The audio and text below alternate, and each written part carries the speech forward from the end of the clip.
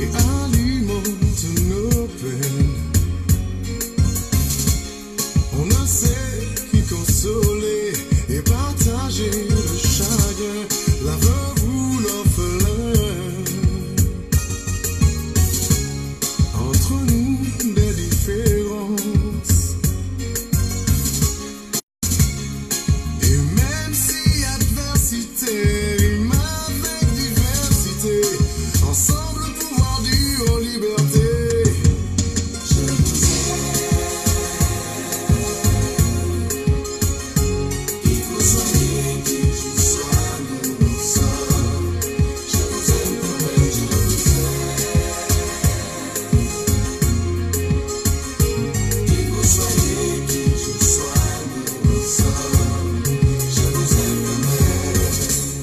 La haine irrigue nos veines, trop souvent, xénophobie nous enchaîne. On se sert de la culture comme le front d'une clôture pour couvrir l'intolérance. Les âmes sans humanité, les larmes et le sang lié entachent les ailes du symbole d'unité.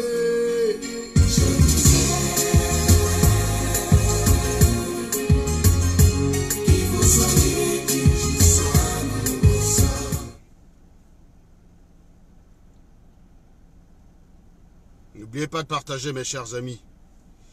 N'oubliez Je pas. vous aime comme je vous aime, en liberté. Que vous soyez qui je sois,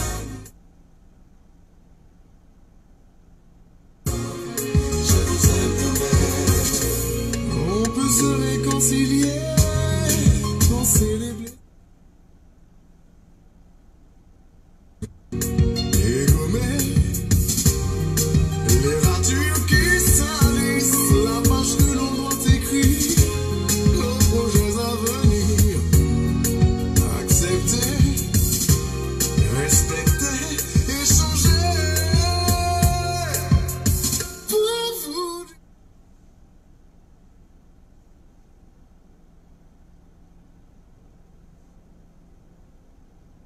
Je vous aime en liberté. Que vous soyez qui je sois,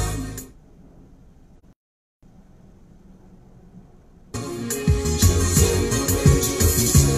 Je vous aime, je vous aime.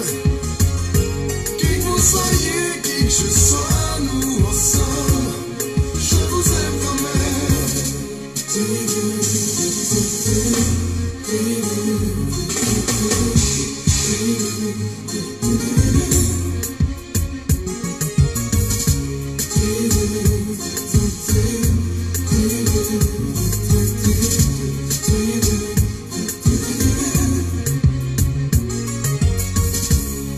les âmes sans humanité, les larmes et le sang liés entachent les ailes.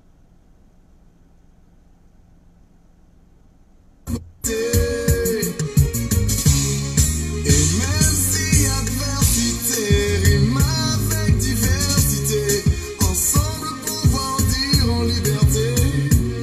Je vous que vous soyez qui je sois.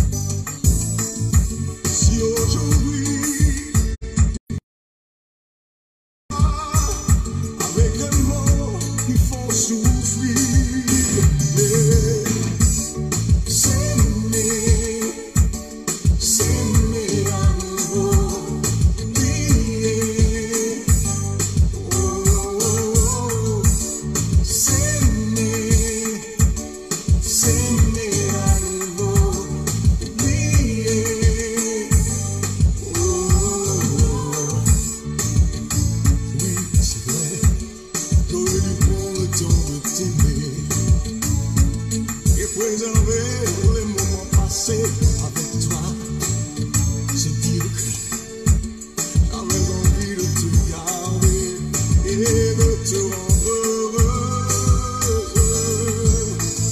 Et aujourd'hui, mon cœur s'enflamme, je reste timide et serein, de me trouver seul avec toi, plus souvent. Et si un jour tu te sens seul, sache que je ne serai pas loin, et je te le jure sur mon âme, je serai là.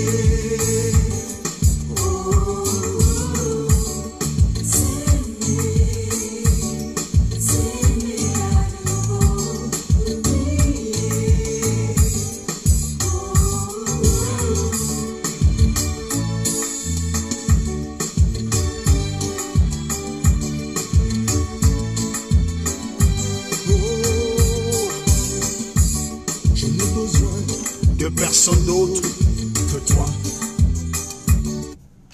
Voilà, vous avez. Alors, c'est parti. Pardonnez-moi, j'avais quelques formalités là à régler parce que je prends la route. Putain, mais qu'est-ce que je voulais faire? Mais qu'est-ce que je voulais faire? Ouais, voilà, c'est ça.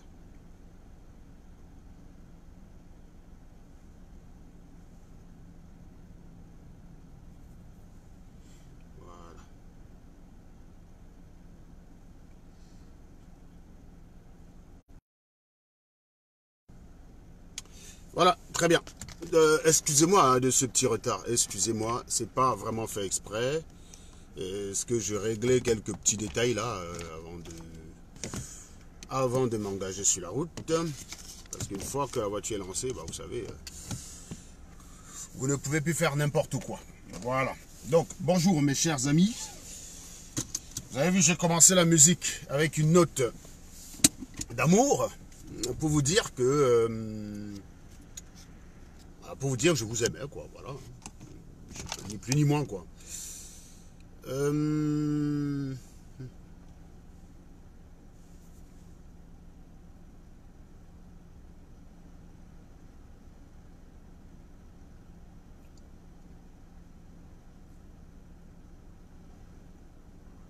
Voilà. Donc, je vous laisse partager. J'ai constaté que vous êtes là une centaine. Il n'y a que 17 partages. Non, mais les gars, vous avez vraiment décidé de me censurer. Ah, moi, je vous dis chapeau, les gars. Franchement, chapeau, les mecs. Là, pour la censure, vous avez vraiment décidé de me censurer. Putain, dans tout ça, j'ai oublié de mettre l'adresse où je m'en vais.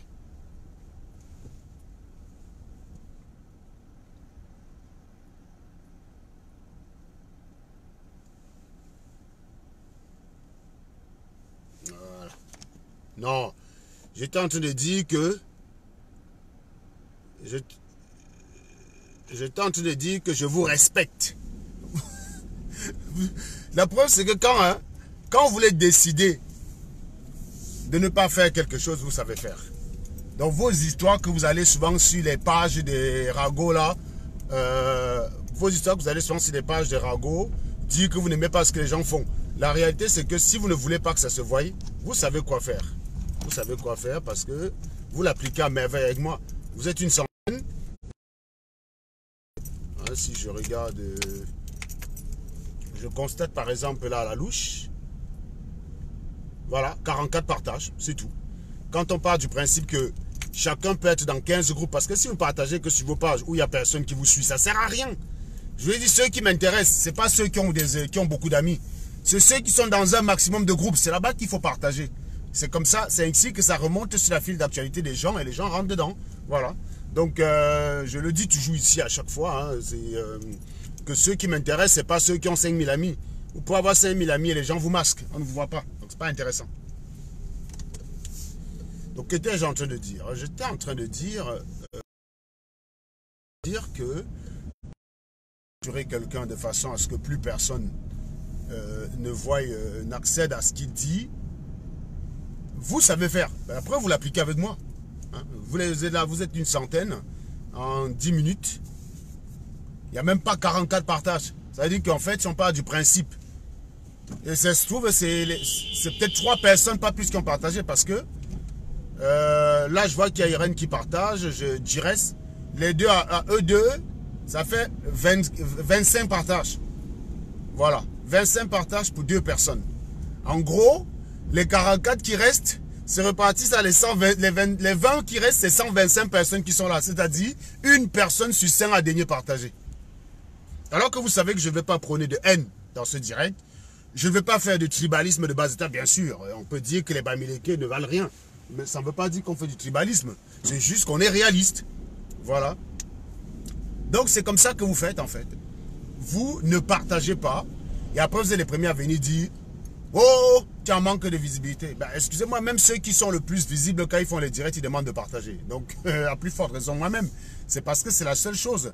Le partage, ça marche plus que la promotion financière. Il y a des gens qui m'ont appelé, qui m'ont dit « Ouais, paye de l'argent, utilise ta carte bancaire, tu boostes tes audiences. » Mais j'ai pas envie de booster mes audiences et c'est les Argentins qui me regardent. J'aurai 3000 personnes qui vont me regarder, mais c'est pas les personnes que je cible. C'est pas le nombre qui est écrit là qui m'intéresse en fait. C'est pas ça qui m'intéresse. C'est de parler aux Camerounais et réveiller leur cerveau. Et pour ça, il faut accéder à eux. Et comme les Camerounais, majoritairement, veulent que la plupart restent bêtes, c'est pour ça qu'ils refusent de partager. C'est pour ça qu'on va facilement partager un direct d'une Flore de Lille où elle commente la vie sexuelle d'une dame. Quelque chose qui relève du privé. Nous avons tous une sexualité. Personne n'est dans votre chambre pour savoir ce que vous faites, pour savoir ce qui se passe. Donc, je ne vois pas l'intérêt d'aller regarder un direct d'une personne qui parle de la vie sexuelle d'une autre personne. Mais vous êtes champion pour partager ce genre de choses. Et après, vous venez quand le jour où je m'intéresse, par exemple, à une de ces cours, vous venez dire, non Serge, fais les directs pour édifier les gens. Regardez là maintenant, vous êtes 200 personnes. Hier, quand je faisais les directs, pour vous expliquer, parce qu'il y a des gens qui me posent des questions souvent. Souvent, je n'ai pas le temps de répondre. Je les vois, je n'ai pas le temps de répondre. Et quand je suis en direct, comme je viens, tu es en direct parce que j'ai quelque chose à dire. Et que maintenant, je fais les directs que quand je n'ai rien à faire. C'est-à-dire que je fais très peu de directs chez moi, parce que voilà. Mes directs m'ont souvent trop éloigné des personnes qui m'étaient proches.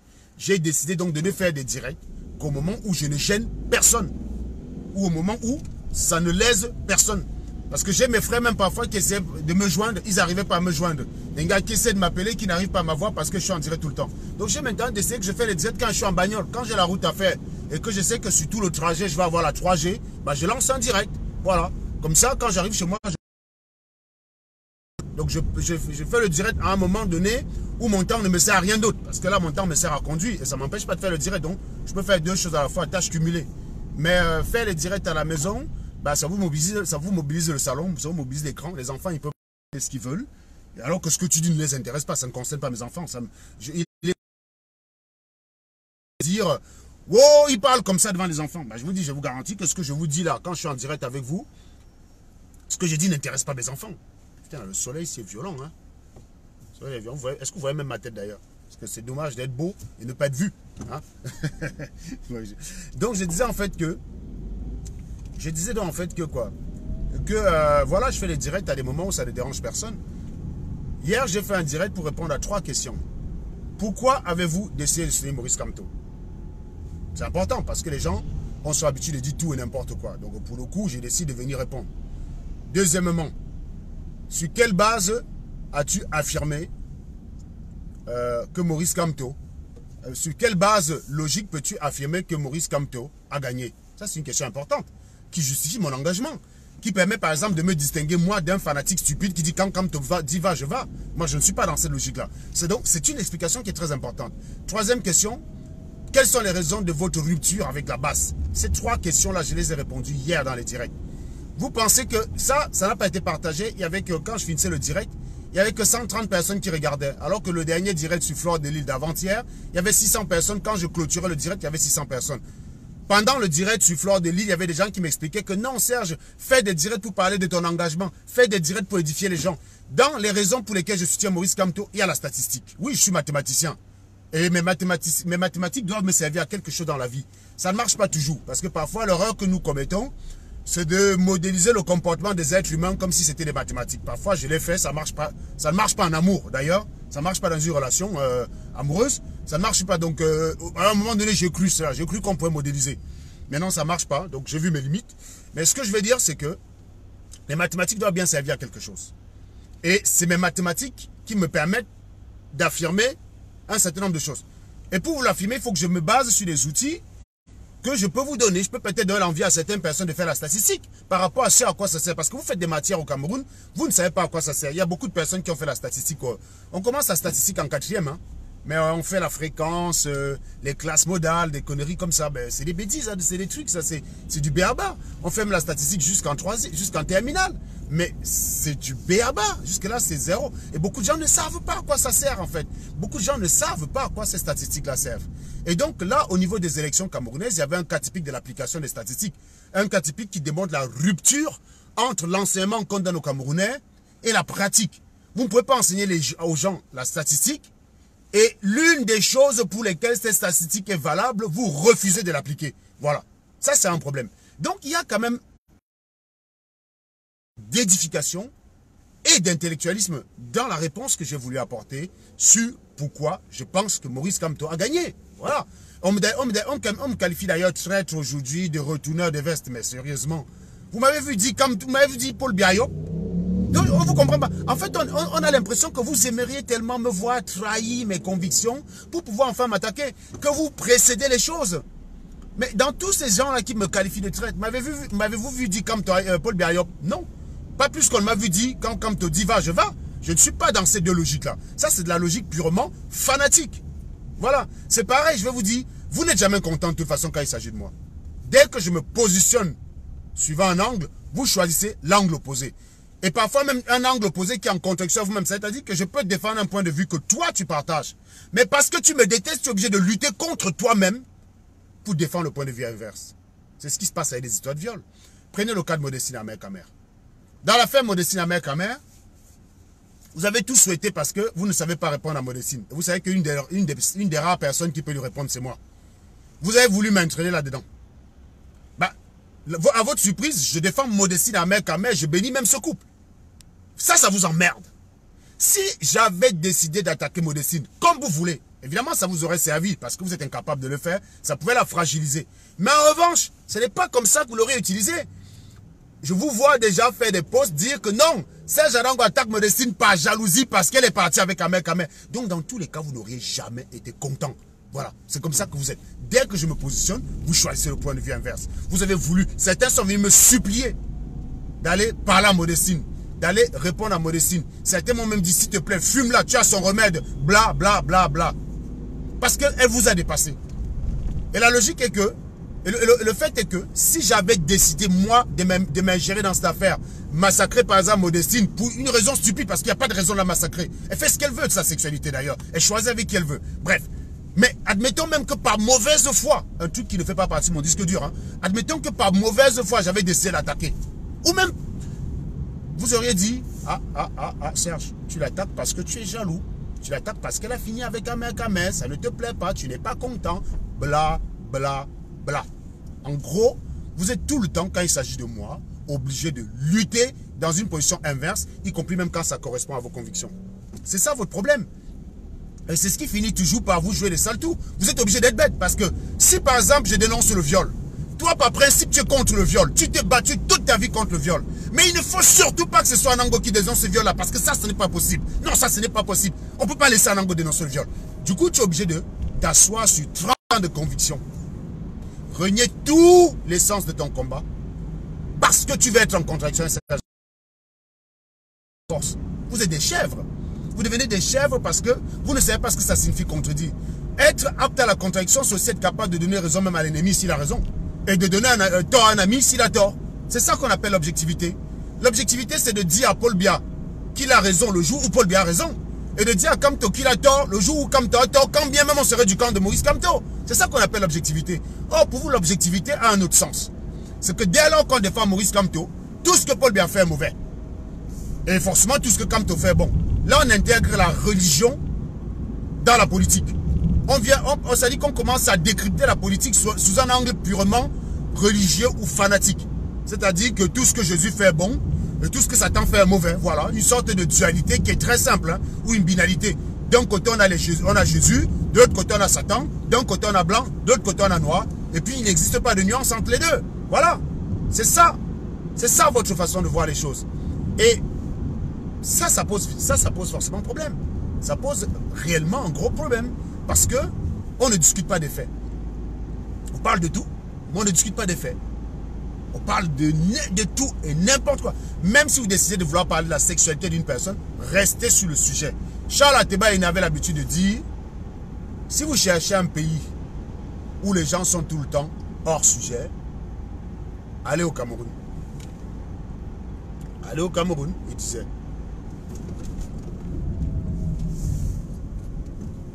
Il disait tout le temps que vous cherchez un pays où les gens sont tout le temps hors sujet, vous portez vos pieds, vous allez au Cameroun. C'est le royaume de l'hors sujet. C'est là où tu demandes à quelqu'un que signifie avoir la compétence de sa compétence quand Maurice Kamto l'a répété. Qu'avez-vous entendu? Il te parle de kikinette, puis il va te parler de Stella, ensuite il va te parler du striptease, il va te parler du fait qu'on t'a vomi de la basse, il va te parler de tout, il va te parler de tes vues, il va te parler de tes vues qui auraient baissé sur Facebook, et puis il n'aura pas répondu à ta question. C'est ça qui est formidable en fait. L'aspect formidable dans tout ça, c'est que il va te parler de tout, mais il ne va pas répondre à ta question. Et puis à la fin, il va dire, je t'ai remis à ta place. Il va dire, voilà, tu n'aimes pas la contradiction. Tu aimes toujours qu'on te dise ce que tu vas entendre. En attendant, il n'a pas répondu à la question qui lui a été posée. Une question pourtant très simple. Hein? Une question pourtant très simple. Donc, je vais commencer quand même le direct. Je vais vous lire, on va lire deux textes. Vous-même, vous allez utiliser votre cerveau. Vous allez me classifier les personnes qui l'ont écrit. Voilà. Parce que c'est marrant en fait. Beaucoup de gens viennent souvent sur Internet m'expliquer que je veux trop que je suis intelligent. Et je m'attends à ce que dans leurs commentaires, ils me prouvent qu'ils sont en réalité plus intelligents que moi. Et dans leurs écrits, je ne vois que des chiottes. Quand vous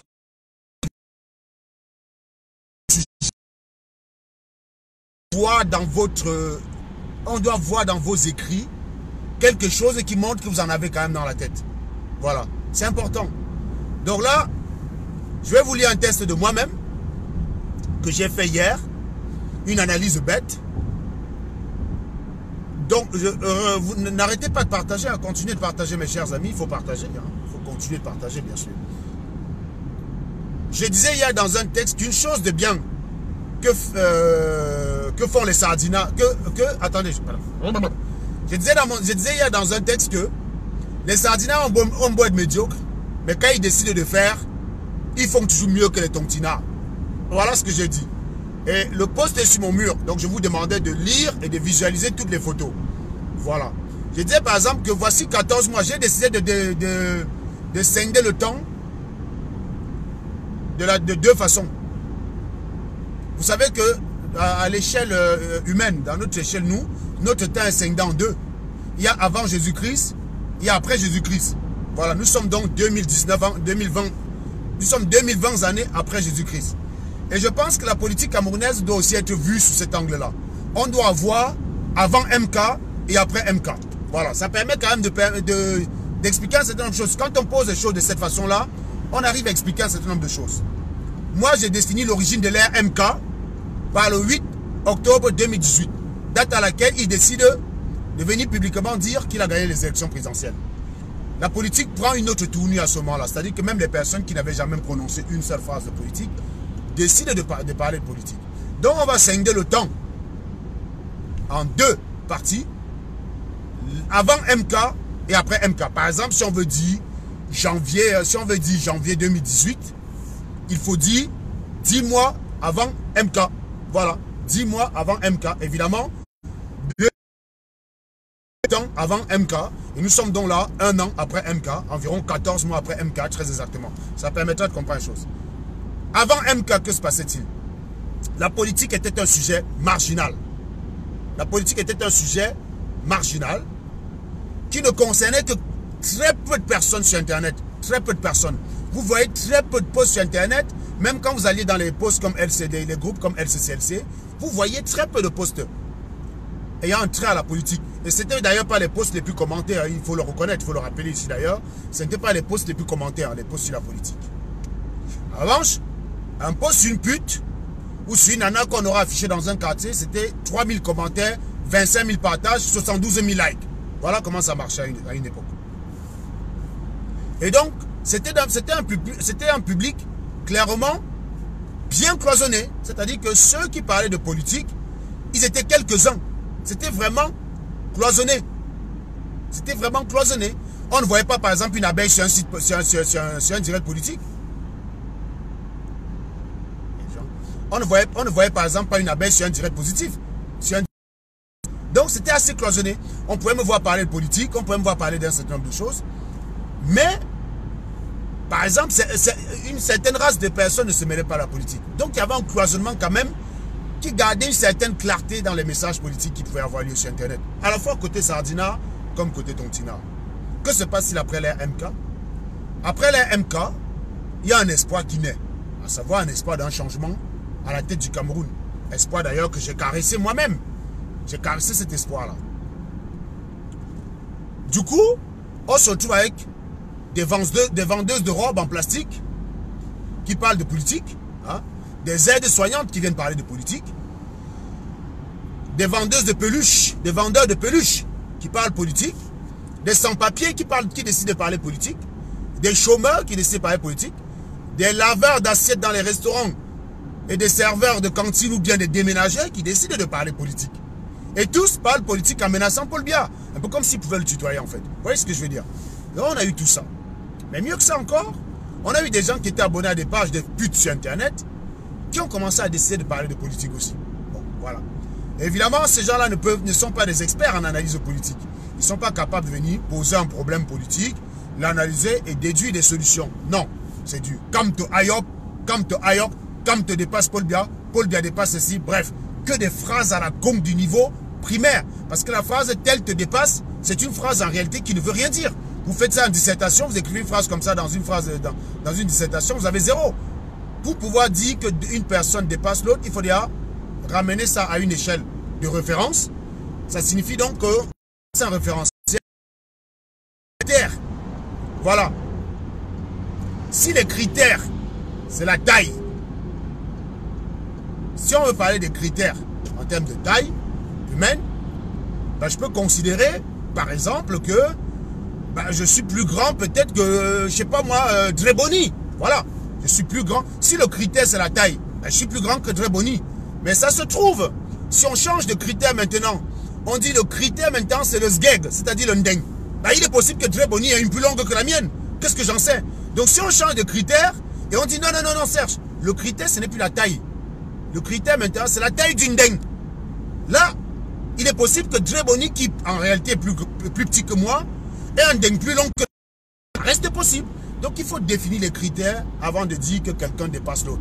Or le Camerounais se lève le matin, il vient et dit Akatel te dépasse, dis donc le prof Galant te dépasse, Mouf Max te dépasse, bref. Le critère. Voilà donc le genre de personnes qu'on a amené dans la politique. Des personnes qui ont décidé d'entrer dans la politique avec effraction. Ils sont entrés avec effraction et ils ont pollué le message.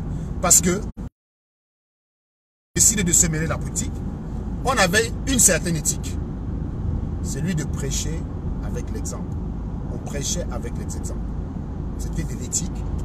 On ne concevait pas dans la résistance que quelqu'un vienne dire que Paul Biya est un voleur. Attaquer Paul Biya de tous les noms. Et lui-même dans la même phrase défendre quelqu'un qui a détourné l'argent d'une collecte. Ça n'était pas possible. On ne pouvait même pas envisager ça en cet instant. Mais depuis que une certaine caractéristique est arrivée, on a dit que le point de vue n'est valable que si quelqu'un le défend, si une certaine personne le défend. Suivant qu'une personne qui a les faveurs le défend, ce point de vue est valable. Si c'est une personne qui n'a pas les faveurs, ce point de vue n'est plus valable. Voilà comment on se retrouve dans la politique avec des personnes qui défendent le viol parce que c'est telle personne le procureur. Et le lendemain condamne le viol parce que c'est telle autre personne l'accusateur. On se retrouve avec des gens qui ont signalé ma page quand j'ai expliqué que le combat à l'étranger ne sert plus à rien, que si vous voulez avoir un impact, c'est au Cameroun que ça doit se passer. On a signalé mes pages, on m'a attaqué sur Internet, on m'a expliqué que je ne digérais pas le vomi. Sauf qu'au jour d'aujourd'hui, j'ai vu El Chenou dire la même chose. J'ai vu Salomon dire la même chose. J'ai vu Jacques Chouanan dire la même chose. J'ai vu quasiment 90% des résistants dire la même chose, y compris les Martin Tajo. Ils n'ont pas été attaqués comme moi. En gros, on m'explique à moi, Serge Anango, que je suis attaqué parce que j'ai raison avant les autres. En fait, c'est ça. Il ne faut pas avoir raison avant les autres dans le milieu camerounais. Parce que tu as raison avant les autres, tu dois mourir. Parce que tu as raison avant les autres, on doit t'attaquer, t'agresser, te macheter, te découper à la machette si c'est possible. Voilà.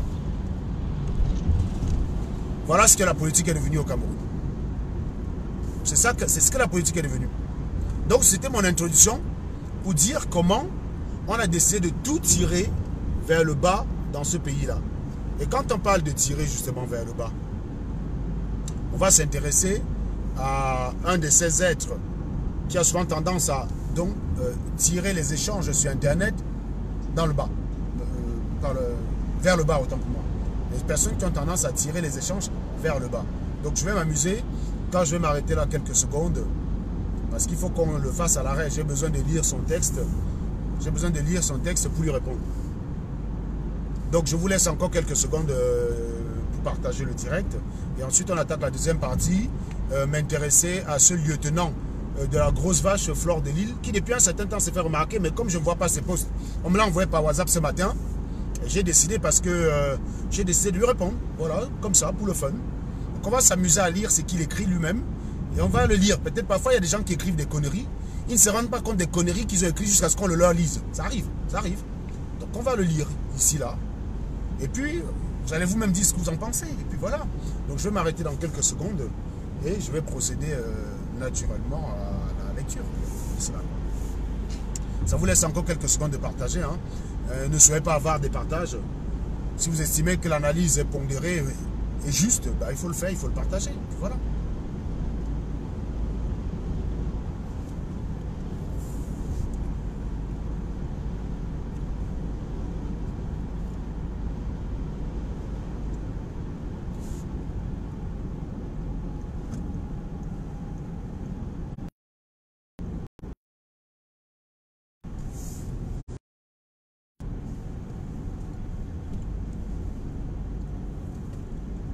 Naturellement, les têtes de mort, il faut les neutraliser assez rapidement. Il ne faut pas lésiner avec eux. Les ennemis de la démocratie. Je n'ai jamais envoyé un fan de Serge Anango signaler la page de quelqu'un. Je ne l'ai jamais fait.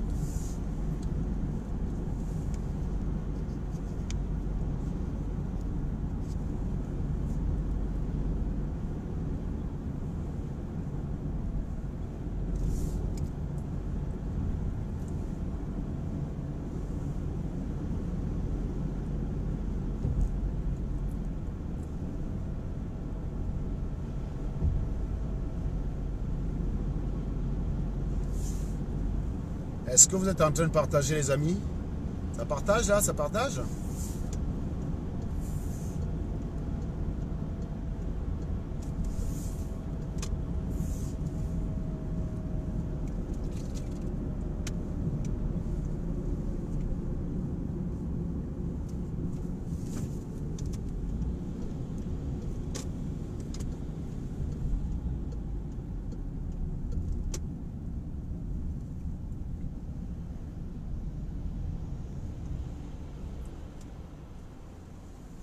Voilà, mes chers amis. Donc, je vais m'arrêter là quelques secondes. Et puis, voilà. Donc,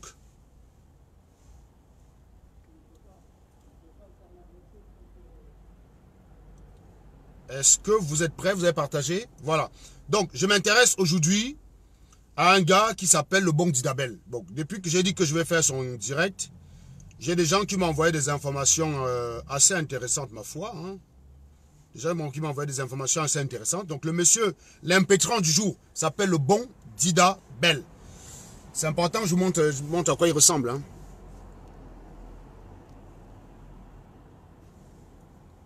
Donc, voilà la personne. Donc, c'est important que vous sachiez qui je m'apprête à tondre.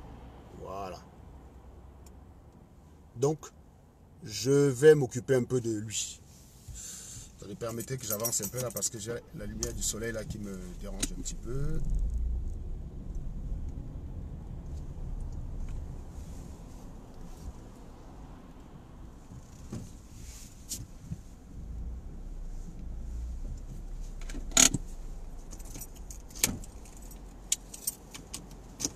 Voilà, je pense que là on voit mieux.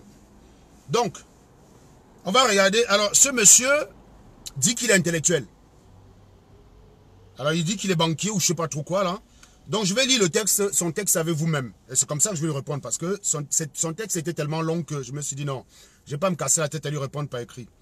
Breaking news. Et Kikinette. Voilà. C'est une meilleure façon de se parler entre intellectuels. Vous voyez déjà que quelqu'un qui se dit intellectuel rabaisse une autre personne qui est intellectuelle. Sans argument. C'est comme ça que vous tirez le débat vers le bas. Le but, c'est c'est quoi? C'est que des personnes inintellectuelles puissent venir l'insulter. Oui, il dit qu'il est intellectuel, c'est pour ça. La différence, mais quoi, tu vois? Il dit qu'il est intellectuel. Il ne suffit pas de le dire. Il faut voir les écrits d'une personne pour dire si cette personne est digne de se proclamer intellectuel.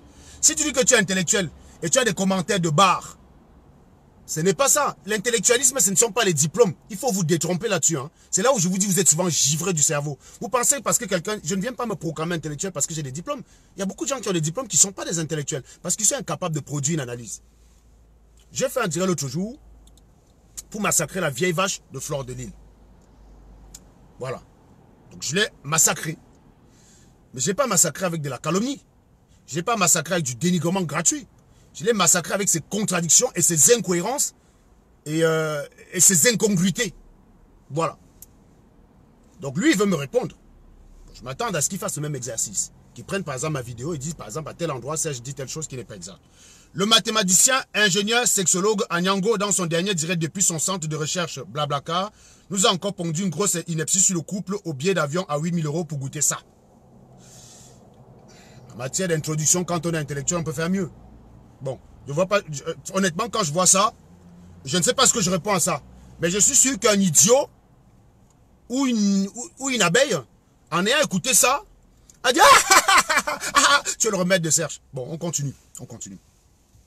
Il affirme avec fermeté que son rêve serait que sa fille métisse, doctorante, lui ramène un jour un fiancé beaux-ailleurs, faiseur de direct, machette à la main et sans emploi, dont vivant des aides sociales françaises. Voilà. Je ne sais pas si on a regardé le même direct, mais je pense qu'il y a des gens qui ont la comprenette un peu très compliquée. Vous avez tous regardé le même direct que moi-même. Je ne me souviens pas avoir fait une telle affirmation. Donc déjà, quand tu es obligé de mentir et de pervertir la réalité pour attaquer quelqu'un, c'est en réalité que tu n'as pas d'arme. Et ça, ce n'est pas une attitude digne d'un intellectuel.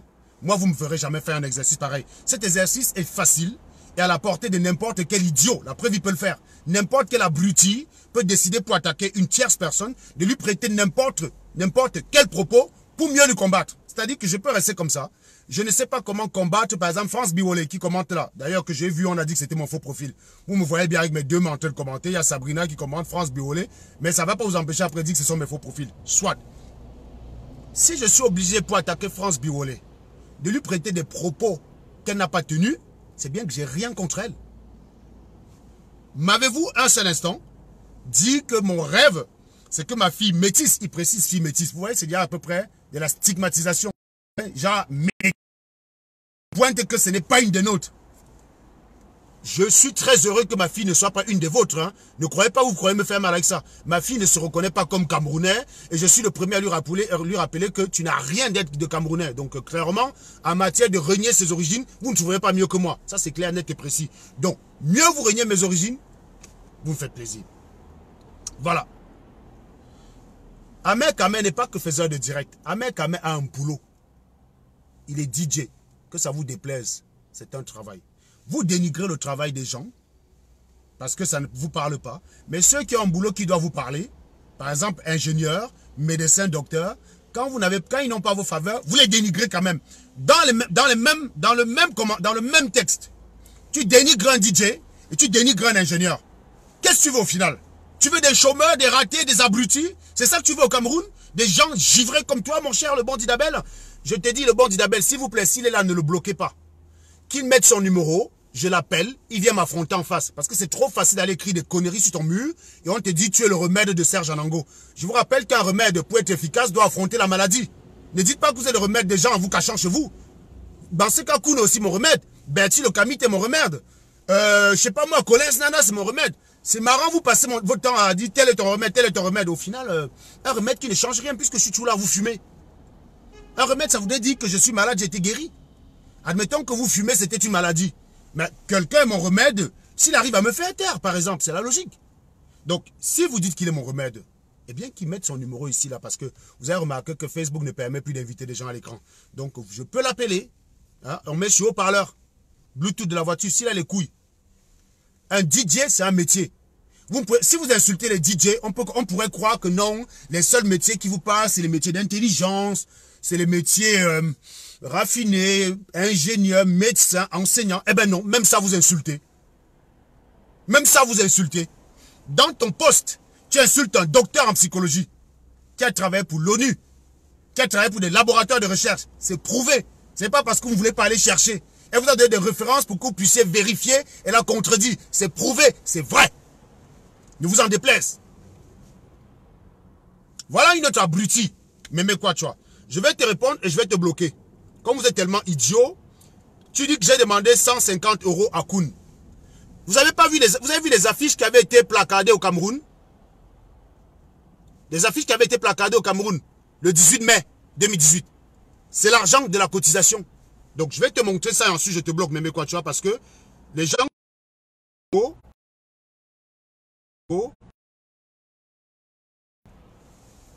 Donc je vous montre la liste des cotisants.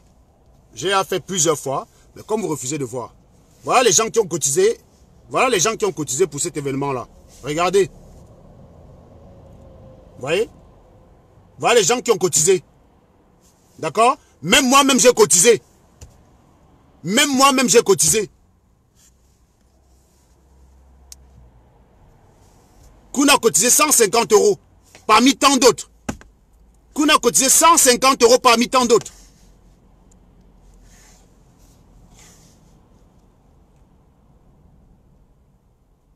Voilà, tu es bloqué. Espèce de connasse. Quand tu me bloques, ça fait quoi? Tu venais d'abord faire quoi sur mon direct? Si mon direct ne t'intéresse pas, tu ne viens pas. Donc, les ragoteurs comme toi ont vocation à être bloqués. Voilà, j'espère qu'elle est bien bloquée. Voilà, très bien. Voilà, donc les personnes qui viennent des ragots, ça fait...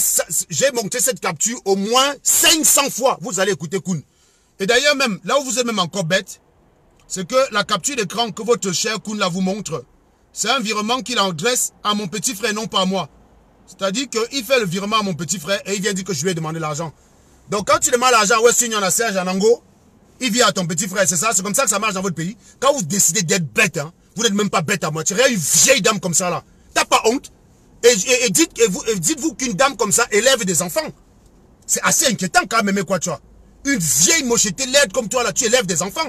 Ça va produire quoi? Tu es incapable de faire foncer ton libre arbitre. Je vous montre une fiche de paye où il y a 5000 €. Vous discutez. Quelqu'un balance une connerie comme ça qui m'a donné 150 €, vous voulez croire? C'est moi, on vous dit, voilà la petite Stella, pour la faire venir en Europe, 14 500 €. Un gars qui paye 14 500 € pour faire venir une gars va aller mendier 150 € à une personne. Vous êtes normal? Vous décidez de croire ce qui vous arrange même quand c'est incongru. Vous avez quoi dans le crâne? Là, une vieille dame comme ça là, elle a au moins 45 ans, mais elle est bête comme un gamin, comme une chèvre. Tu crois à des conneries? Je vais demander l'argent à Koun qui me manque des gens, mais c'est un petit frère travaille. Mon petit frère vous a monté son compte bancaire l'autre jour, 150 000 € à l'intérieur. Je vous ai monté les miens, près de 30 000 à l'intérieur. Je vais demander l'argent à Koun que je manque à qui demander. Je suis en Europe avec 4 de mes petits frères. Ils ont tous un boulot. Et la petite Stella que j'ai fait venir, elle aussi elle a un boulot. Donc il me manque des gens à qui demander 150 €. Je m'avais demandé à un inconnu que je ne connais pas. Vous êtes normal dans votre tête? Vous êtes normaux? Il vous a manqué quoi là-dedans? Quelqu'un vous montre son bulletin de paye, 5 000. Il montre même la capture d'écran de son compte où on a viré les 5 000. 150 € à une personne. Flore délivre votre PDG international. Elle dit je suis PDG, je gagne de l'argent. Elle vient tous les jours faire des collectes pour aller refaire ses 5. Pour refaire ses 5, elle est obligée de lancer une collecte. Pour aller au Cameroun, elle lance une collecte. Vous ne lui dites pas maintenant un PDG qui demande de l'argent. Non. Quelqu'un cotise pour un événement camerounais. Ça n'avait rien à voir avec moi. D'ailleurs, je pense que On avait tous vu ces affiches-là. Vous avez tous vu ces affiches au Cameroun. Je vais vous montrer ce pourquoi Koun a cotisé. Et je vais régler cette affaire-là pour une bonne fois. Une bonne fois pour toutes. Vous êtes tellement idiots. Il faut que je remonte très loin dans mes...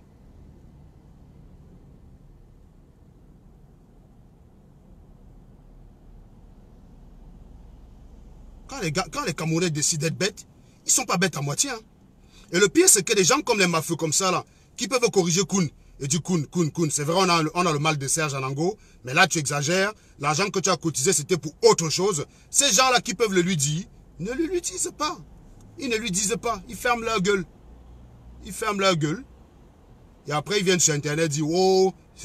Vous pensez, quand vous êtes obligé de mentir pour attaquer quelqu'un, c'est que vous n'avez rien contre cette personne. Et quand on n'a rien à reprocher à quelqu'un, bah, il faut la fermer plutôt que de se ridiculiser comme vous faites là. Parce que vous vous ridiculisez. C'est hallucinant. Où sont les photos des trucs au Cameroun là? Putain, il faut que je retrouve ça. Je suis tellement descendu trop bas là.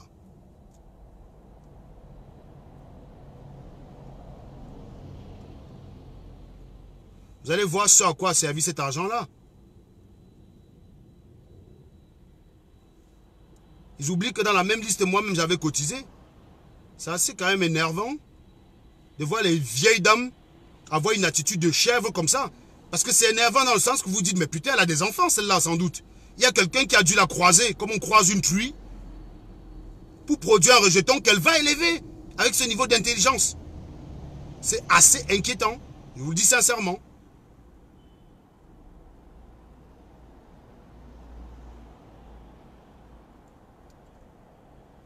Il y a tellement de photos dans mon iPhone que pour descendre à une période, ça me demande beaucoup de travail. Hein.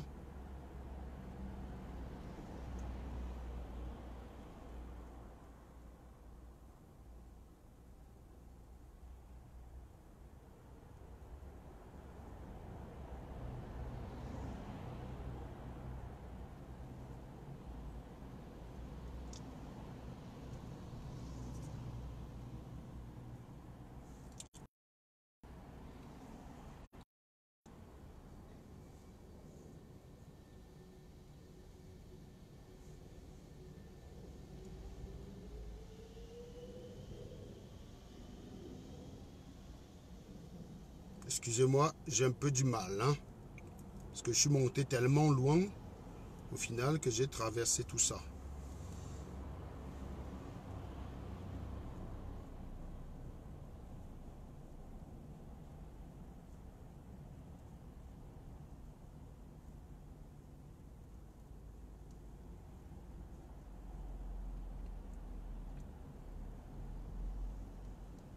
Voilà. Voilà pourquoi il a cotisé. Voilà pourquoi Koun a cotisé. C'était pour ça. Donc l'histoire retient que les seules personnes qui ont commis des actions sur le sol camerounais, ce n'est pas la base, c'est l'équipe à Serge Anango. Mais ça, aucun membre de la base ne vous le dira. Regardez la date, le 17 mai. Regardez la date de l'opération, le 17 mai. On avait placardé tout ça dans la ville de Yaoundé. D'accord? La base a mené quelle opération au Cameroun? La base a mené quelle opération au Cameroun? Voilà. Voilà pourquoi Koun avait cotisé. Le problème avec le noir, c'est que il se bat pour une cause juste. Il est le premier à la pervertir parce qu'il déteste une personne. Rappelez-vous de l'introduction que j'ai faite tout à l'heure. Que dès lors qu'on est contre Serge Anango, on est parfois amené à s'asseoir.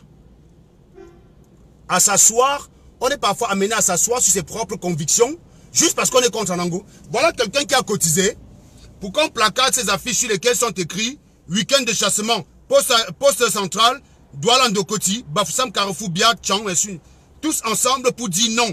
Non à la guerre du Nozo, non au terrorisme d'État, non au tribalisme, non à la succession de gré à gré, non au retrait de la canne, non au détournement, non au népotisme, non à la malgouvernance. Pour qu'on puisse informer les Camerounais de tout ça, Koun a cotisé 150 €. On se dit, voilà quelqu'un qui se battait pour son pays. Ben non. Le jour qu'il s'est fait fumer, il décidait d'expliquer que les 150 €, c'était de l'argent que je lui avais demandé. On se demande comment, on se demande ce que vous avez dans la tête. On se demande ce que vous avez dans le crâne. On se demande ce que vous avez dans le crâne. Vous avez quoi là-dedans? Parfois. Vous venez parler politique? Avec quel cerveau? Vous n'êtes même pas foutu d'analyser un truc qui est incongru et de dire non, non, ça ne tient pas la route. Vous n'êtes même pas foutu de le faire. Vous voulez parler politique. C'est très inquiétant.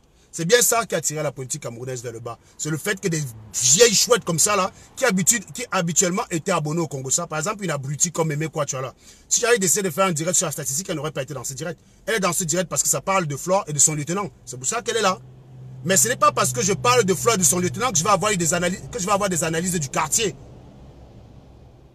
Que je vais avoir des analyses du quartier. Est-ce que c'est clair? Bon. Alors, on va recommencer. Voilà. Vous voyez, ce qui est bien les Camerounais, hein, c'est qu'ils sont bêtes. Voilà une abrutie là, la Mémé Kouachouala. Elle a dit, bloc, ça fait quoi? Ça me donne à manger. On l'a bloqué, non? On s'est dit, bon, elle va partir vaquer à d'autres occupations. Eh ben non. Elle est partie prendre un autre profil, Mémé Viviane. Elle revient avec, elle dit, quand on dit les vérités.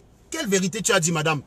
Tu as dit que j'ai demandé l'argent à Koun. Je viens de te fracasser ton argumentaire. Tu maintiens que la vérité. C'est ça la bêtise camerounaise. C'est que quand un Camerounais décide d'être bête, vous ne pouvez rien lui faire. Il faut juste appuyer son cou dans la bêtise pour qu'elle mange bien. Vous ne pouvez pas le réveiller. Elle maintient encore qu'elle a dit la vérité. Même pas honte. N'est-ce pas, tu as dit qu'on te bloque, non? On te bloque, tu vas chercher un compte. Va alors créer un